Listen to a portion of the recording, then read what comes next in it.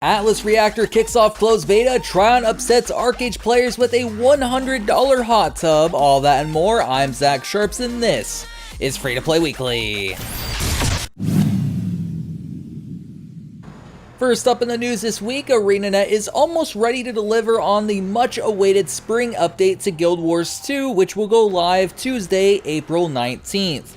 There's not much info on what will actually be delivered in this update, however we do have a promise from the devs that a new legendary shortbow is on the way. This legendary will likely be the last one seen in the game for quite some time. That said, Mike O'Brien said that the update will be about reducing grind, clearing away some tedium, getting quickly to the fun, and improving rewards. So we'll have to wait and see exactly how all of that is implemented. Our own Jason Winter, who is a fan of Guild Wars 2, states that this update will have to deliver on a lot of points as player confidence seems to be at a critically low point. And if this update doesn't click with players, things could get ugly real fast. Call it a battler, team-based arena game, a strategy game, whatever you want to call it, Tron World's new free-to-play title, Atlas Reactor, has kicked off its closed beta. With this closed beta launch, Tron has added in new additions to the game, such as seasons that include inventory and crafting, new freelancers and a new map, a custom game spectator mode, emoticons, VFX swaps, UI and control improvements, and a whole lot more. In order to access this closed beta, you either have to get lucky and receive a key from signing up for it, find one floating around on the internet, or purchase one of the Founders Packs. Playing it recently, I could say that it's certainly an interesting title. That said, I wonder how it will translate into esports as they intend it to.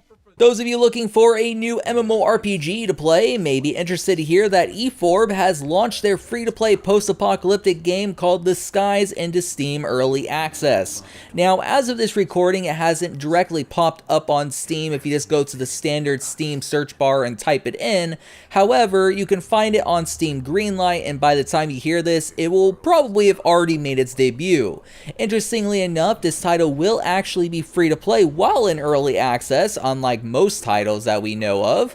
If you wish to support them, they will be offering a lifetime premium package that will cost $15 and grant you a ton of bonuses for the entirety of the Skies life. If you've never heard of The Skies, it's somewhat of a mix between survival and standard questing elements with player economies, PvP, and a whole lot more. In fact, if you're really curious about the title, you may want to check out Mike aka Magic Man's first look that went live on MMOBomb.com not too long ago. Looked like an alright game with some potential, but as Mike said, it really all depends on how they further execute on said potential moving forward.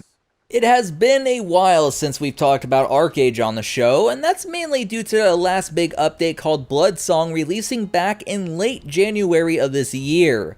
That said, Tron World's Sandpark free-to-play MMORPG has stirred up some controversy once again, and this time it has to do with a $100 hot tub that many are calling pay to win. Let me explain. So apparently, Trion decided to include a particular hot tub housing decoration if you purchase $100 worth of credits in the game. This hot tub gives the owner the ability to sleep twice a day instead of once, regaining labor points twice as fast through sleeping as players without a hot tub. To make matters worse, it's been confirmed by players that even though multiple players can hang out in said hot tub, only the owner can actually benefit from the debuff removal. With these debuff removals and the ability to gain more labor than a non-paying player, you can imagine why folks are yelling foul about this housing decoration. With this hot controversy, it's time for the question of the week. Last week on the show, I asked you guys, what is the most you've ever spent on a free-to-play game and why?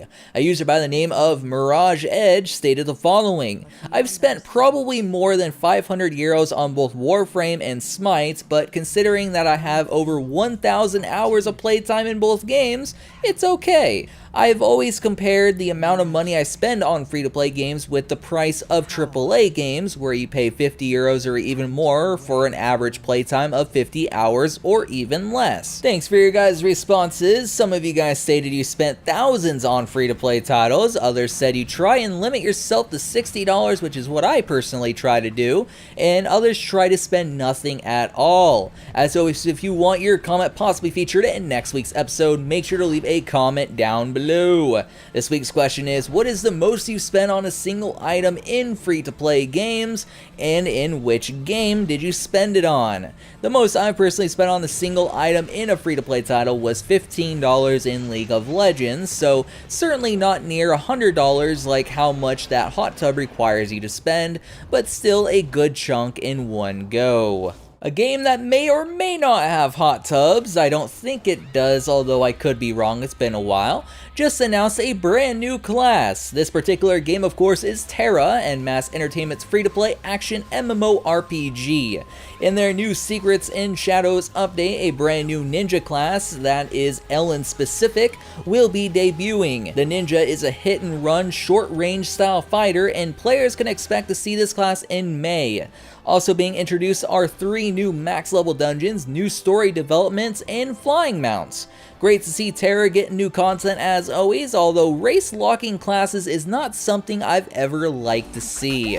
You know it is always awesome to see? New giveaways, of course. Be sure to head on over to our giveaways page, pick up some free goodies, bookmark the page, and check it daily to ensure you never miss one.